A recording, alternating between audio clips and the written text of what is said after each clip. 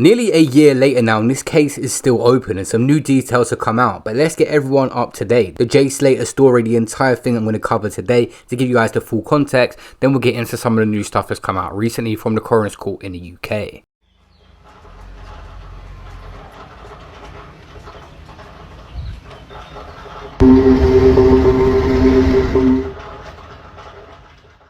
I sent the information I had in an email to Spanish authorities. I told them I wasn't able to share with them the audio recording at this point because I needed to explain to them how I had obtained it, and also I was very conscious that it was highly sensitive and I didn't want it just being shared all around. They've never come back to me. It seems there's new evidence in this case now has come to light, but what a wild story we encountered last year in June. Let's get into exactly what happened. So, June 12, 2024, Jay arrives in Tenerife with friends Lucy Maylor and Brad Hargreaves to attend the NRG Music Festival. They stay in an apartment close to the festival venue. That is a lively area known for nightlife. Jay is described as excited for the trip, his first holiday abroad without family, and he is active on social media posting about his plans.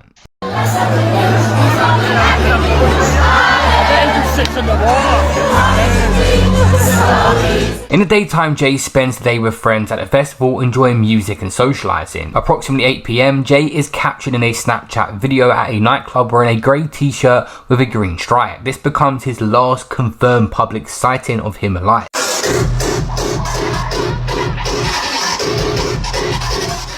Late into the evening at the nightclub, Jay meets two British men, later described as having an Essex or London accent by investigators. Instead of returning back to that same villa he was staying at with Lucy and Brad, Jay decides to leave with these men. They're asking about, it weren't just you three, was so guilty, Miss CLB. If I'm guilty, then arrest me then. Do you know what I mean? Like, what are you on about? You're live as well? Nah, Pot of Paper's a legend, you know this, like. Bro, Brandon is upset. What happened to his friend? He's keeping his head down. Lucy later stated that she tried to persuade him to return with her, but Jay was having a good time and chose to stay out. 11 PM into the midnight, Jay leaves the nightclub with the two men, reportedly in a white Seat Leon car, heading to their Airbnb in a remote village of Masca, approximately an hour drive north. Early into the morning of June 17th, around 2 to 5 AM, Jay arrives at the Airbnb in Masca with the two men. Little was known about their activities during this time, but Jay reportedly feels comfortable enough to stay in the Airbnb, even though it's small. It's an isolated cottage in a mountainous area with limited public transport. 5:55 AM, Jay sends a Snapchat message to his friend Brad, claiming he was thrown out of the venue with two Mali kids. He claims to have taken an expensive watch to sell for 10 quid. This message raises questions about a potential conflict or involvement in an activity that went too far in a later date, but no evidence was coming to light at that time to confirm this except for rumours. 7:30 AM, Jay posts a Snapchat photo of himself holding a cigarette on the steps of that Airbnb. This was captured casually, suggesting he's still at the property. This is his last known social media post from Jay.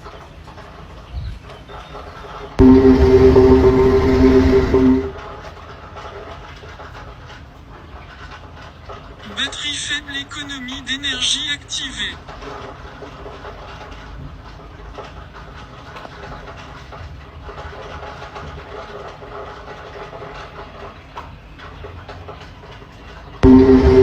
AM, a witness, a local resident and the owner of the Airbnb, speaks to Jay outside the property. He asked about the next bus at that location. She informs him that the next bus is 10 AM from that stop in Masca, and Jay is appearing eager to leave and decides to walk instead, believing he can navigate back. That same woman said she sees him walking fast along the road out towards the hiking area.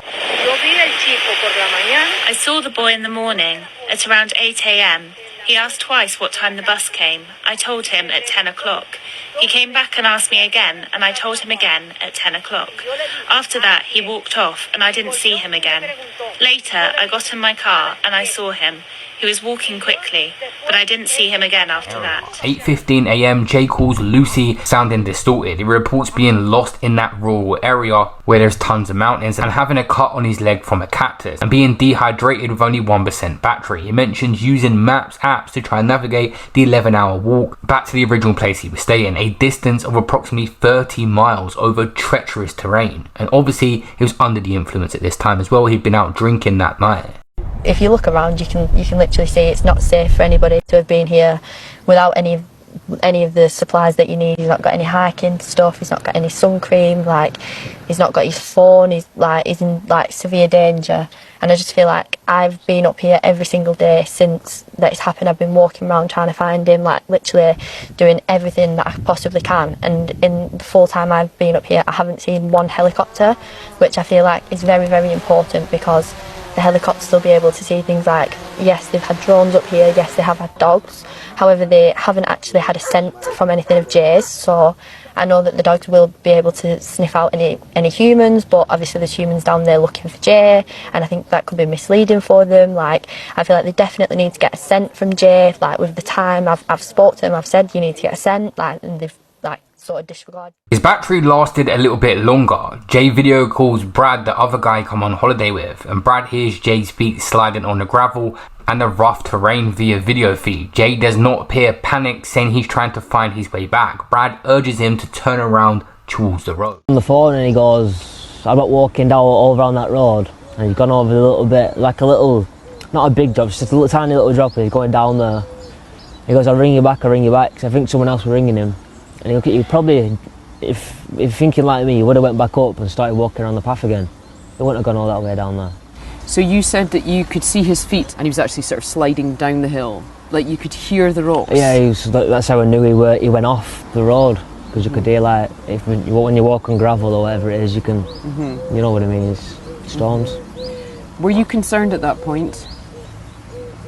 Not at the time, no, because we were both like laughing about it. He said, look where I am, like, I just come out of a festival myself, because he didn't seem concerned on the phone until we knew how far away we were. Yeah. I said, put your location on. He said, a 50-minute drive or a 14-hour walk. I don't know if it's accurate or not. Yeah. So I said to him, well, it's only a 50-minute drive, get a taxi. 8:50 a.m. it says that Jay's phone then dies, with his last known location pinged near a hiking trail above Mascar. The area is described to have steep cliffs and narrow paths, pretty hard to walk, and especially, like I said, if you are under the influence. And now his battery was dead, he couldn't order a cab or get any help. 9:04 a.m. Lucy reports Jay missing to the local police after failing to reach him. She also contacts the British embassy to alert authorities. In the afternoon, the police in that area initiate a search, deploying mountain rescue teams, helicopters, drones and sniffer dogs in that rural part, focusing on the area of Mascar. In the evening, Jay's mother, Debbie Duncan, and his older brother, Zach Slater, fly from Manchester to Tenerife to join the search. Debbie posts an emotional appeal on Facebook, urging anyone with information to come forward. Absolute living nightmare. It's like a dream. It's like it's not happening. It really is. It really is. I don't wish this on anybody. I just want my baby back. Just please, just anybody who can help, just look for him. There's a massive area up there, massive. We just need to find my baby. First holiday abroad, saving up, looking so forward to this event.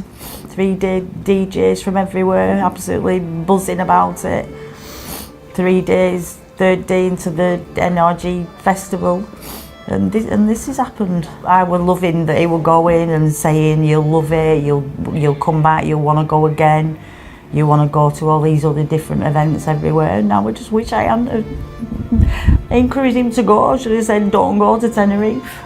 A late evening, a GoFundMe is titled Get Jay Slater Home and is created by Lucy to fund search efforts and support the family's stay in Tenerife. It quickly gains traction, raising nearly £50,000 within a few days. June 18th, the local police had to expand the search, using better equipped drones, helicopters and specialist dogs to detect possible human remains. The focus remained on that rural Ditino park, particularly around Mascar. Volunteers, including local hikers familiar with the terrain, joined the effort, and the area's steep cliffs make the search challenging. Even people like content creators were coming to help with the search, and Debbie Duncan speaks to the media, describing Jay as a normal lad who was excited for his holiday, and she expresses frustration at the lack of immediate leads. If someone does have Jay, what would your message be to them? Please just let him go. Just let him go. It's been It's been 3 days. Has somebody taken him? Has he just panicked? Where am I? You know, they've been in high spirits. They've been to an event. You know, has he just thought, right, I need to go get back down to civilise it. But there is people up there. Why has nobody seen him? You know, there's tourists up there. It's a climbing, you know, it's a hive of activity at 8 a.m. in the morning. I can't bear to see where he could be, like, just lying there somewhere. I can't bear it. I don't have the strength to do it. But June 19, police briefly investigate a reported sighting of Jay in a local town based on CCTV footage from a bar, but is quickly ruled out as a false lead after the analysis showed the individual was not Jay. Online speculation begins to grow on platforms like X, Reddit and TikTok, having theories about foul play, abduction or links to Jay's 2021 machete attack conviction. Some posts falsely claim Jay was involved in drug trafficking or gang activity. The mother Debbie reports receiving distress and hoax calls, including one claiming "kiss goodbye to your son, you're never going to see him again, he owes me a lot of money," and a Snapchat message with similar threats was also sent to the family, increasing their distress. The local Spanish police interviewed the two British men that was last seen at their Airbnb. They were questioned about their interactions with Jay and deemed not relevant to the disappearance after providing statements. The men returned to the UK shortly after. Like, everyone just needs to relax. People do love listening to drama, Kelly. Do you know what I mean? Yeah, did you know the group of friends? Of course I did. Like, how else would I be around? Like, do you know what I mean? Like, do you know what I mean? Like, we was doing our own things, by the way. Like, we weren't out together because I don't listen to, like, that music that they were playing in our NRG. Do you know what I mean? It's not my thing.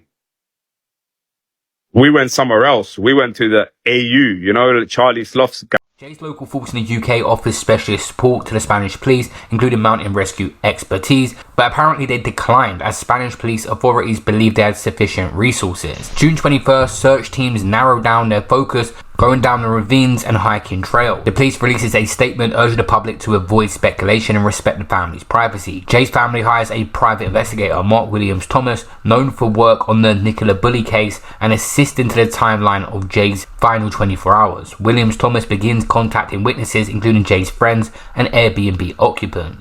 They are a very, very united family. They are very supportive. And their one mission, of course, is to find out what happened to Jay. They still live with the hope that Jay will return and that he is not safe, but still alive. They have themselves been out searching and they put up pictures and posters.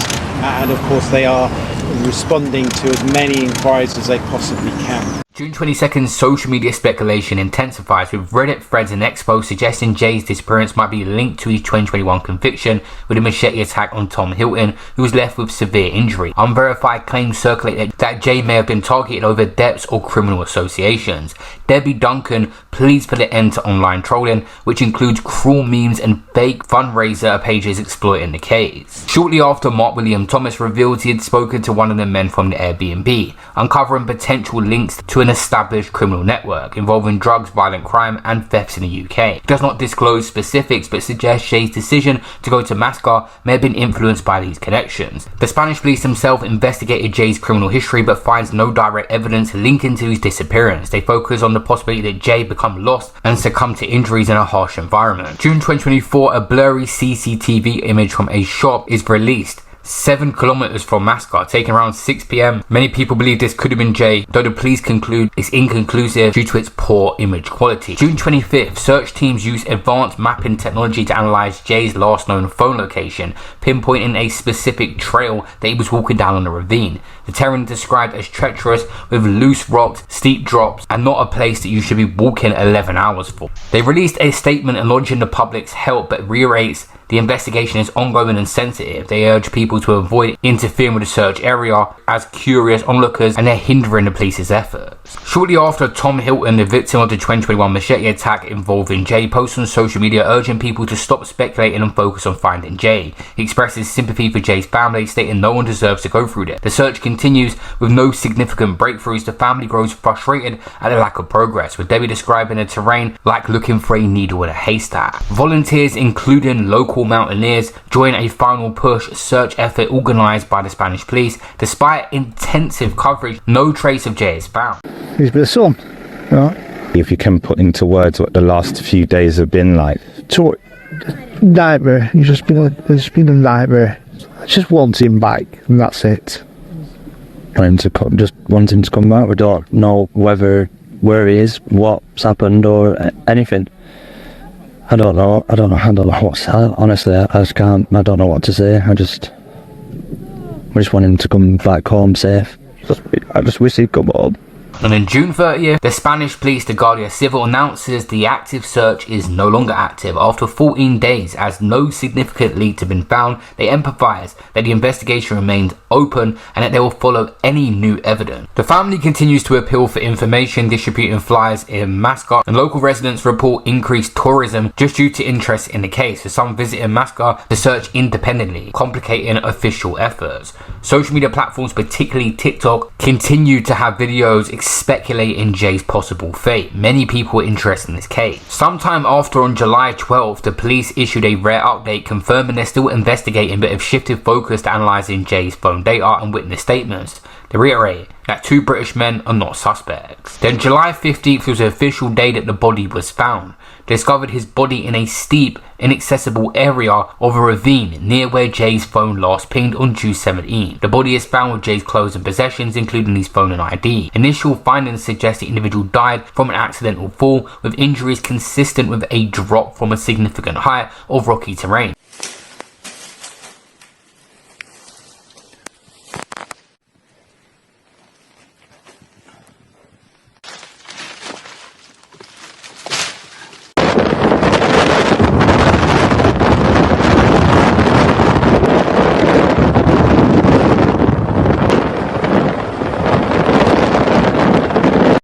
Airlifted out by helicopter due to the area's inaccessibility. The discovery follows a discreet search with mountaineers using ropes to access privately unsearched ravine section. June 16th, fingerprint analysis confirmed the body is Jay Slater's. The court issued a statement noting that the injuries include severe trauma to the head and limbs and are consistent with a fall from height. An autopsy is scheduled, and the mother releases a statement expressing devastation but relief in finding Jay, stating our hearts are broken but we know he's at peace now. The family begins arrangements for Jay's body to return to the UK.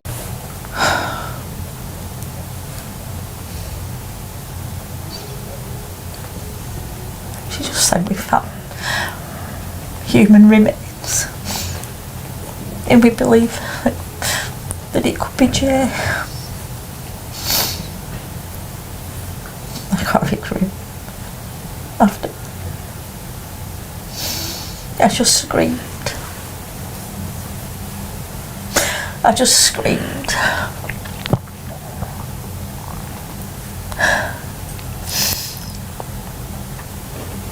I can't really remember. I just screamed. I just remember just screamed. And I don't really remember what they were saying, to be honest. I don't know. I just screamed and I just said I want to see him, then I know that it's him, but he just...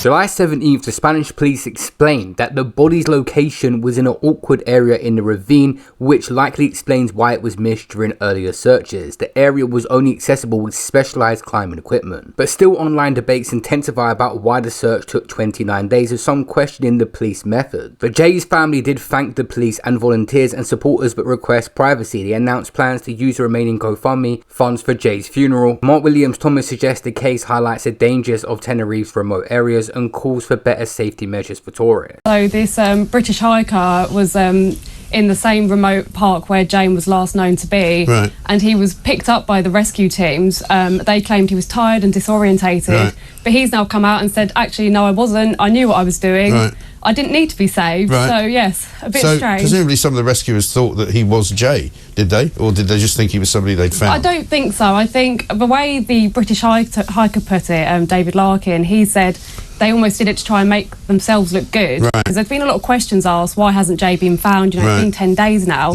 August 2024, Jay's body is now in the UK, and after an autopsy confirmed the death by traumatic injuries from a fall, the coroner's report notes evidence of third-party involvement. The family holds a funeral attended by hundreds, including friends, family and community members. A memorial was set up in Jay's hometown with a tribute describing him as a loving son and cheeky lad. October 2024, the GoFundMe page closes with excess funds donated to local charities in Jay's name as per Debbie's wishes. Then the newest inquest has been revealed on May 21st, 2025. 5 shocking revelations from the Jay Slater inquest, including cause of death and missing witnesses. An inquiry into the death of Jay Slater has revealed shocking new details about his tragic disappearance and the sad discovery of his body from a ravine a month later. The 19-year-old from Lancashire went missing while in Tenerife for a music festival after leaving an Airbnb in the village of Mascot in Tenno, prompting a huge manhunt that dominated international headlines for more than a month.